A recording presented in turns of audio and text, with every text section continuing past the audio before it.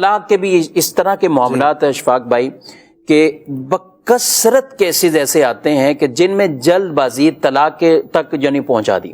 یعنی اس کے بعد اب جب غصہ آتا ہے، آج کل ڈاکٹر بھی یہی کہتے ہیں، جو بھی اس میں تحقیق کرنے والے وہ کہتے ہیں کہ اگر کچھ سیکنڈ اس وقت صبر کر لیتے، خاموشی ہو جاتی، تھوڑا سا لیول پیچھے ہو جاتا، نارمل کوئی اتنا مسئلہ نہیں ہوتا، لیکن اس وقت جب غصہ بھی بالکل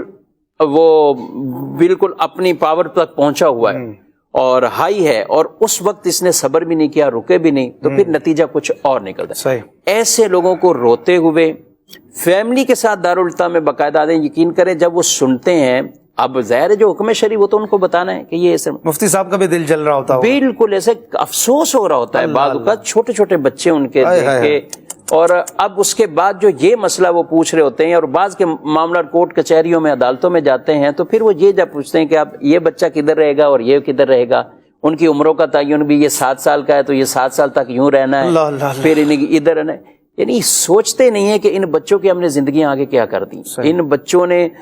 جن کو ابھی ماں باپ کا پیار چاہیے اور ابھی ان کو تربیت کی ضرورت ہے، سب چیزوں کی ضرورت ہے، اور ماں باپ اپنی تھوڑی سی جلد بازی یا اپنی کوئی ایسی انا اور لڑائی جس کے اندر دونوں نے ایسا معاملہ کیا کہ طلاق تک جو ہے وہ نوبت پہنچ گئی، اس کے بعد باقاعدہ روتے ہیں، یقین کرو روتے ہیں، کہتے ہیں اب ہمارے لیے کوئی گنجائش ہو، ہم نے یہ کیا گنجائش کو بتائیں۔ اب طلاق کا معاملہ یہ ایسا، امام اہل سنت اعلی حضرت علیہ رحمہ نے فرمایا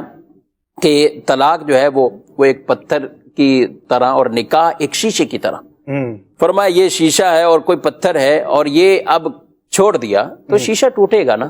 وہ یہ نہیں کہے گا کہ اس کا غلطی سے چھوٹ گیا، اس سے کم علمی کی وجہ سے یہ پتھر چھوٹ گیا، اس نے مضبوطی سے پکڑا نہیں تھا تو اس لیے پتھر چھوٹ گیا، وہ شیشہ ٹوٹ جائے گا۔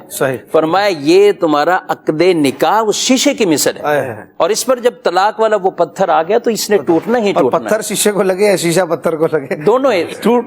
شیشے نے ٹوٹنا شیشے نہیں، نقصان اسی کو جو ہے۔ اور خواتین بھی بعض اوقات جلد بازی میں اور غصے میں جو ہے وہ گھر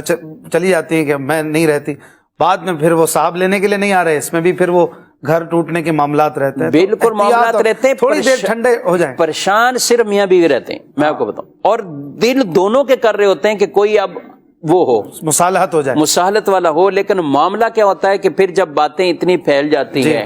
ایک دوسرے کے بارے میں اتنی باتیں کر لی ہوتی ہیں کہ رشتہ داروں میں یا سنا کے بھی پھر وہ اس طرف راضی نہیں ہوتے۔ قرآن پاک میں کتنا واضح پیارا فرمان کہ ہن لباس لکم وانتم لباس لہن، کہ عورتیں مردوں کے لیے اور مرد عورتوں کے لیے لباس ہیں۔ یہ لباس سے کیوں اس کو تشبیہ دی گئی ہے؟ یہ لباس ہم پہنتے ہیں تو اس لباس نے ہمارے جسم کے عیبوں کو بھی چھپایا ہوا ہے، اس نے ہمیں ستر کیا ہوا ہے، پردہ کیا ہوا ہے۔ یہ میاں بیوی رشتہ ہی ایسا ہے کہ جو آپس میں ایک دوسرے کے اوپر پردہ ہو، سبحان اللہ، بڑی پیاری یہ ان کا یہ ہو۔ اچھا، یہ لباس ہمیں بچاتا ہے، یہ لباس ہمیں سردی گرمی اس طرح کی چیزوں سے ہمیں محفوظ کرتا ہے۔ ہم بیٹھے ہوئے ایئر کنڈیشن کا ماحول ہے، لیکن اگر یہی قمیض جو ہے وہ اترا ہوا تو پھر ٹھنڈک لگے گی۔ اچھا، سردی ہے گرمی ہے کوئی بھی، تو اس کے مطابق آدمی لباس کا استعمال کرتا ہے کہ لباس